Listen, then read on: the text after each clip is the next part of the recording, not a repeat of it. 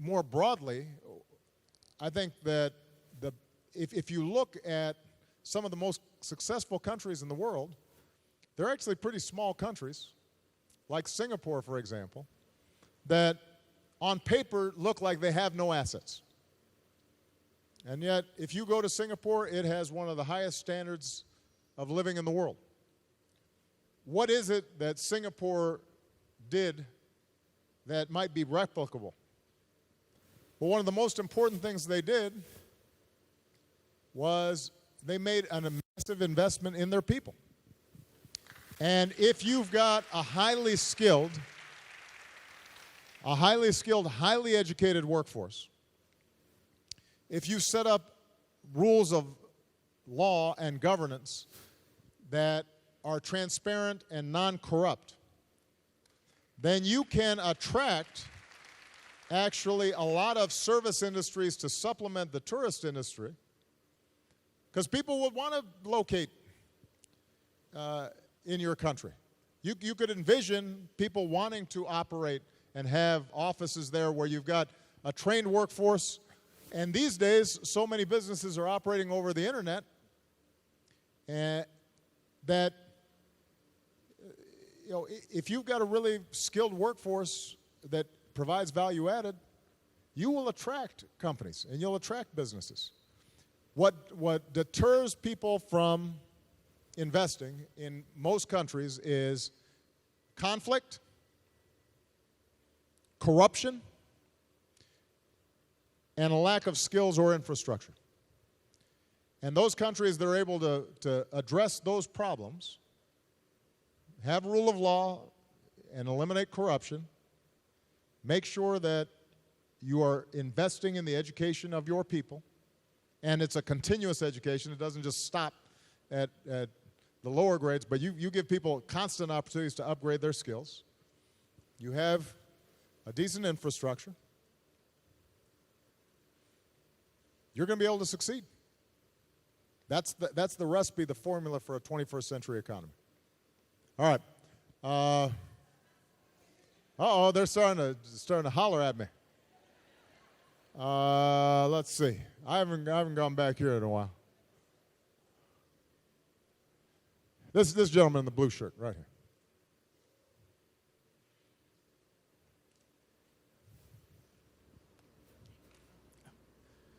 Thanks so much, Mr. President. We know that there's been an increasing military assertiveness of China, especially in the South China Sea. And it seems that the U.S. has responded to that by pledging to increase its military presence because it recognizes the danger that military increase of China poses to its friends and allies there. Now, China's growing power isn't just military, it's economic. On this side of the world, China has used this soft power, this economic power, especially to woo Caribbean governments. My questions are, how does the U.S. view China's influence in its own backyard, especially since you've just talked about the Cold War and alliances? And secondly, what plan does the U.S. have, if any, to contribute more to economic life in the Caribbean to ward off China in terms of foreign direct investment? Thank you very much, Mr. President. What's your name? Oh, sorry. My name is Newton Harris from the University of Technology, Jamaica. Fantastic. Yeah. Well, first of all, let me say that it is U.S. official policy, and it is my strong belief that we should welcome China's peaceful rise. What China's done in the last 20, 30 years is remarkable. More people have been lifted out of poverty in a shorter period of time than perhaps any time in human history, and that's good for the world. I mean, we should be more fearful of a poor, collapsing China than a China that is participating in the world marketplace and trading and is getting along with its neighbors and part of the international order, because there are a really large number of Chinese people, and we want them to be doing well. So our policy is not to fear China's peaceful rise. Where we get concerned with China is where it is not necessarily abiding by international norms and rules and is using its sheer size and muscle to force countries into subordinate positions. And that's the concern we have around maritime issues. We think this can be solved diplomatically, but just because Philippines or Vietnam are not as large as China doesn't mean that they can just be elbowed aside. And by the way, we don't have a particular view on the territorial disputes, the maritime disputes. Our attitude is simply, let's use the mechanisms that we have in place internationally to resolve them. Now, with respect to Chinese investment in the Caribbean or in the Americas, in the Western Hemisphere, my response is the same one that I gave when I was asked this question in Africa, which is, if China is making investments that are building up infrastructure or improving education or helping the people, then we welcome that. We think that's great. The only thing is, you got to make sure you look at what strings may be attached. If the investments are made and it's solely to build a road to a mine to extract raw materials that are going to then be immediately going to a port and shipped to China, and if Chinese workers are shipped in to build the road, and if you don't know exactly what the deal was with the government that led to China getting the contract, you know, in those situations, it may not be, in fact, serving the long-term interests of the country. Now, I would say, by the way, I'd say the same thing about the United States. You know, so if we come in with an aid package to your country, and we say, you know, we got this great deal, we're going to give you, you know, $100 million for such and such. But if, when you evaluate the actual benefits, it's U.S. companies that are disproportionately benefiting from it, and it's creating a situation where, over the long term, the United States is making a whole lot of profits, but it's not leaving behind a sustainable industrial base or ways in which that country can develop, then you know, you have to evaluate that and try to get a better deal. So what I'm saying is not unique to China. I think that's how all countries should be operating. Your government should be transparent. It should be clear about what you're getting. There should be an accounting of how the money flows. There should be a sense that over the long term, you know, Jamaican businesses or, you know, somebody from Belize is getting a job, or, right? I mean, there should be some sense of how's this benefiting us over the long term. And that's, I think, the only criteria that we're going to lay out. Now, last thing I'll say, because you asked, you kind of posed, is there like a bidding war going on here? Yeah, for affections. You know, Chinese are giving us flowers and chocolates and, you know, what are you doing for us lately? And so what I would say is this. The United States, I think, historically, has been an enormous provider of development aid. Not always, by the way, has it followed the rule I just laid out in terms of whether or not the local recipients are benefiting, but I think we've gotten a lot better at that. And if you look at institutions like the World Bank or other multilateral institutions, we remain the largest contributors by far. So sometimes when you get money from a multilateral institution, you look at, you know, who's doing what. If you look at what happens in terms of when Haiti gets decimated, you know, who's raising the money? We tend to look pretty good. Turns out we're doing more than our fair share. And we will continue to do that. We do have some fiscal constraints. And sometimes I think when I travel to the Americas, to the region, people ask, why don't we have sort of the kinds of, you know, Alliance for Progress programs with huge sums of money. Well, part of it is that right after World War II, the United States was so large relative to the rest of the world. Japan was decimated, Europe was decimated, huge chunks of the world were behind the Iron Curtain, and so it was natural that we gave fivefold or tenfold more than anybody else could do. Well, things have evened out in case you haven't noticed. We're still by far the most powerful nation on earth, and we still do more than everybody else, but we do expect others to step up and do their fair share. But I can guarantee you this, we will always do our fair share. And nowhere is that truer than in the Caribbean and in the Americas, because you are our neighbors and some of our closest friends. All right? Let's see. It's a young lady's turn. This young lady right here. Right here.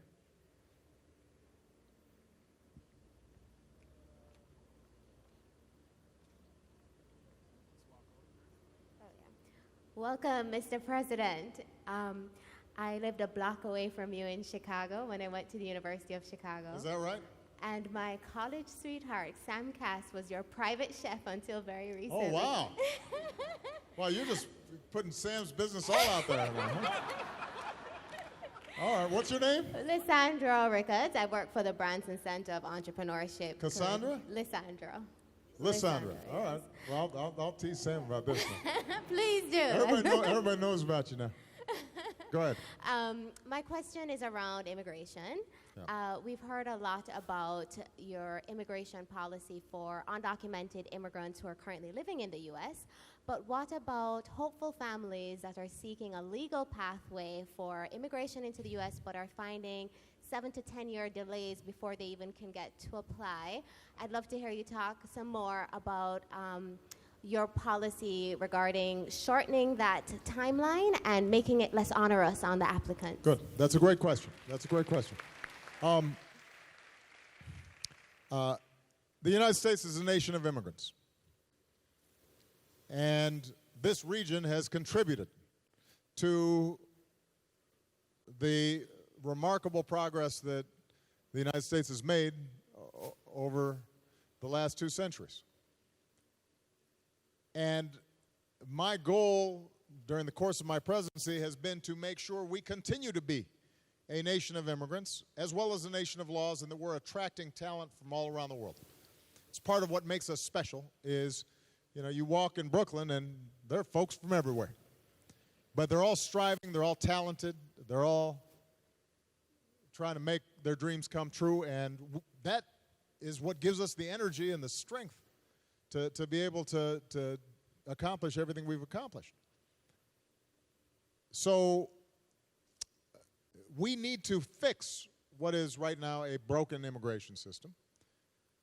Part of it is dealing with those who are undocumented, but who've been living there a long time, or part of the community, providing them with a pathway in which they have to earn a legal status, but recognizing that they're there and we're not going to be separating out families. That's not who we are. That's not true to our values. And ultimately, it's not good for our economy. But you are absolutely right that part of the reason that some people take the illegal route is because we make the legal route so difficult. And so we're trying to identify ways to streamline that process. Now, I have to be honest, a lot of people want to come to America. So unless we just had no borders, there's always going to be a wait. There's always going to be background checks. There's always going to be some prioritization in terms of who's admitted and who's not. But I do think that there are practices we have, for example, where someone has a relation in the United States, is clearly qualified to become at some point a legal resident and maybe in the future a citizen.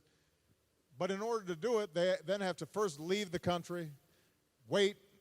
Now they're separated from their families. I mean, there have to be ways in which we can make the system clearer and less burdensome. Some of those changes we wanted to make were in the legislation that was proposed and passed the United States Senate. I think there is still the opportunity to get that done before my presidency is over, but it does require the Republican Party, I think, to engage with me in a more serious effort and to put aside the politics. Thank you very much for the question. All right. We've got, this side's been neglected right here. You know, I'm going to go with this guy with the beard, man, because he looks a little bit like, he looks a little bit like Marshawn Lynch. Yeah, man. Up it, have a look at him. Give thanks. Yes, greetings, Mr. President. How are you? More life and blessings on you and your family. What's your name? My name is Miguel Williams, but you can call I Stepper. Sepa. Yeah, man. That is quite sufficient. Yeah, man. My question has to do and surrounds U.S. policy as it regards the legalization, the decriminalization of marijuana. How did I anticipate this Yeah, question? man. Yeah, man. And it. Yeah, man. How did I guess this question? Yes, and Mr. President, it really comes on the foreground of we face economic challenges with the IMF, etc. And we find realistically that the hemp industry, the marijuana industry, provides a highly feasible alternative to rise up out of poverty. So I'm wanting to understand and to understand how U.S. is visioning, how would you see Jamaica pushing forward on a decriminalization, legalization emphasis on the hemp industry? Give thanks.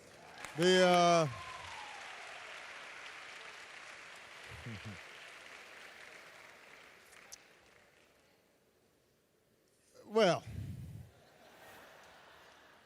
let me, I do want to separate out what are serious issues in the United States and then how that relates to our foreign policy and our interactions with the region.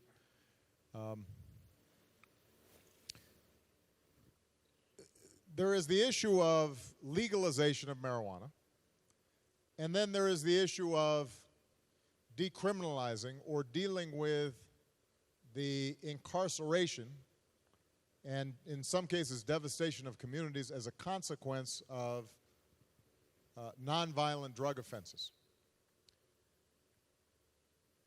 I am a very strong believer that the path that we have taken in the United States in the so-called war on drugs has been so heavy in emphasizing incarceration that it has been counterproductive.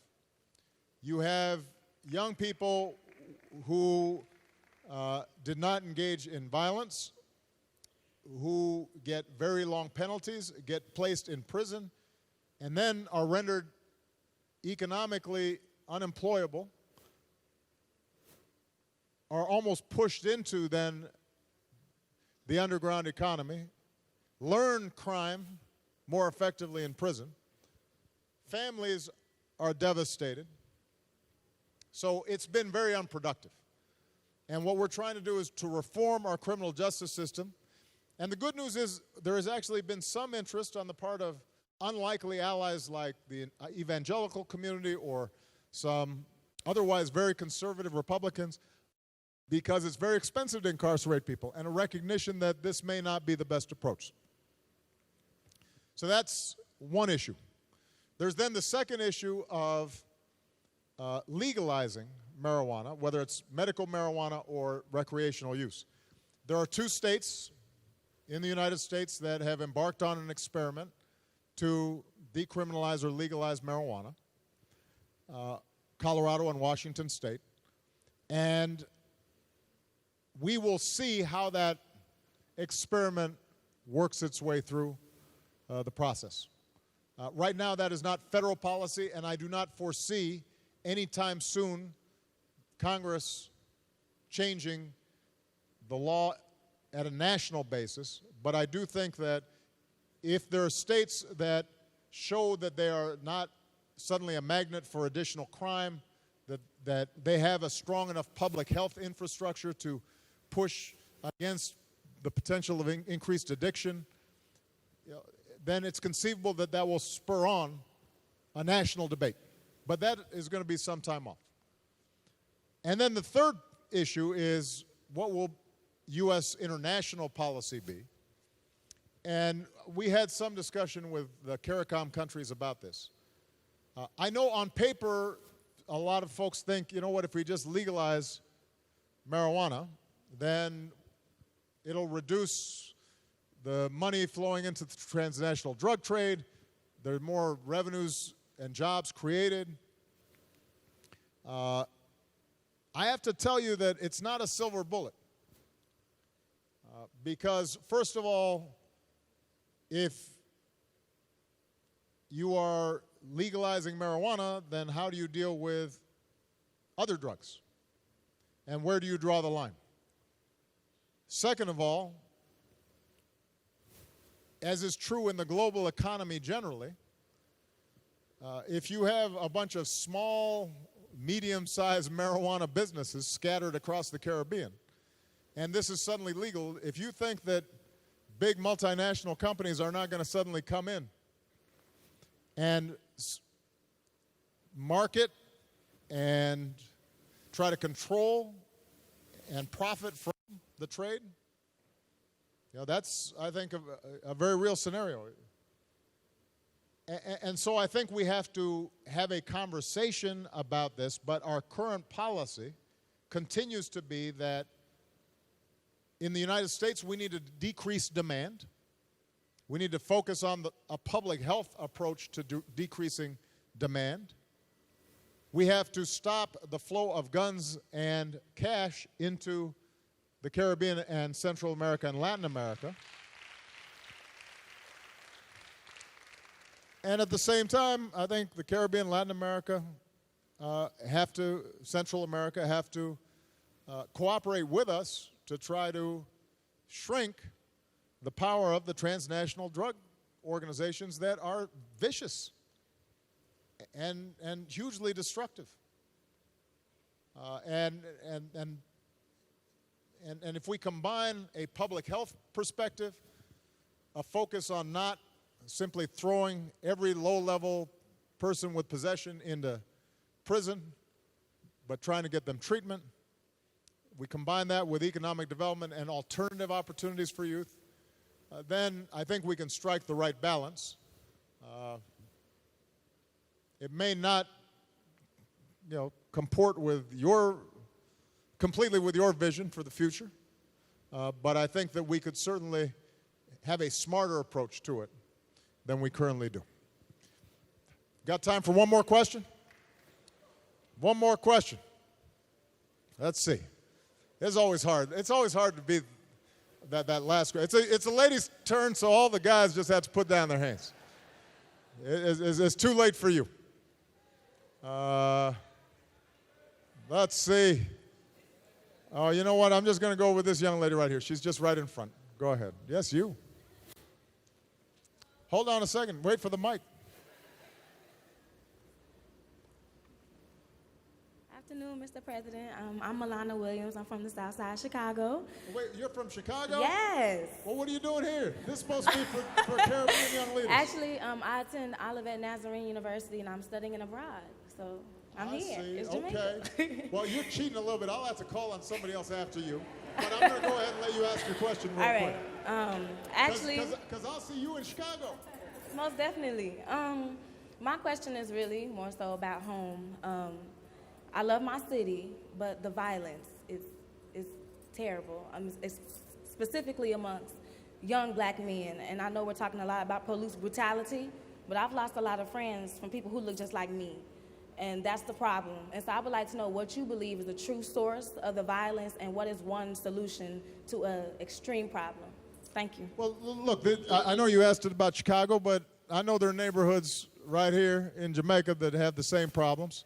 And in every place all across the Caribbean, certainly in Central America. Yeah, I don't think there is just one single factor. Obviously, a contributor is one that we just talked about, which is the drug trade.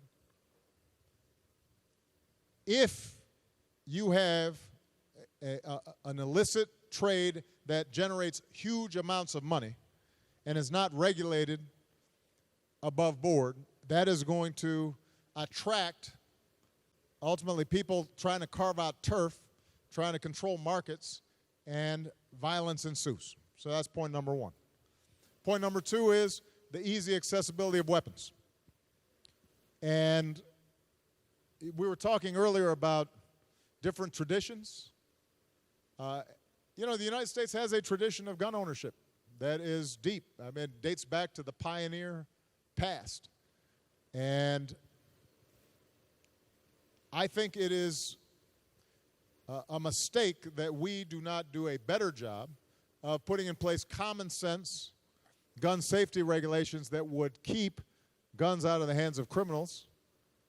But unfortunately, a majority of Congress does not agree with me. Even after 6-year-olds were gunned down viciously in their classroom, we could not get action done. But what we are doing is cooperating with the region, as we are cooperating with local jurisdictions to try to stem at least the flow of guns using the administrative tools that I have. So that's number two. Number three is providing alternative paths for young people. If a young person is reading by the age, by the third grade at grade level, if they are enjoying school, if they see a path for success, then they are less likely to get involved in criminal activity, and that will reduce gun violence, and that will reduce crime, and that will reduce death, which means investing in things like early childhood education and improving our schools. Those things are absolutely vital. But, you know, there is a fourth element to this, and that is our own responsibility. And particularly as I speak to young people here today. You know, we always talk about what can we do about the violence as if it's like just separate and apart. But we have control in our own communities of our immediate friends, our immediate family, we influence our peers. And I do think that the power that all of you have as young leaders to be able to not make excuses for violence. Because there are a whole bunch of folks who have really tough backgrounds and come from terrible circumstances and are really poor. But they don't go around shooting somebody. They don't beat somebody over the head because of some sneakers or because they looked at them the wrong way. And so there is an element of us retaking our communities and being willing to speak out against violence in our midst that doesn't ignore all the social factors. But, you know, Dr. King used to say it's not a either-or situation, it's a both-and situation. Government has to act. We have to have effective policing, which means policing that is actually protecting, as opposed to some of the things that we've been seeing of late in the United States, and I'm sure is true in other countries. You know, and I say that saying that police have an extraordinarily difficult job, and the overwhelming majority do a great job under severe circumstances, but there's got to be trust built between the communities. And I had to put a task force together that put together some excellent reports in the wake of Ferguson around how we can do that. But, you know, ultimately what happens in the home, what happens in the school, some of you are parents already, some of you will be parents. What we teach our children in terms of values, valuing themselves, valuing others, you know, that's important too.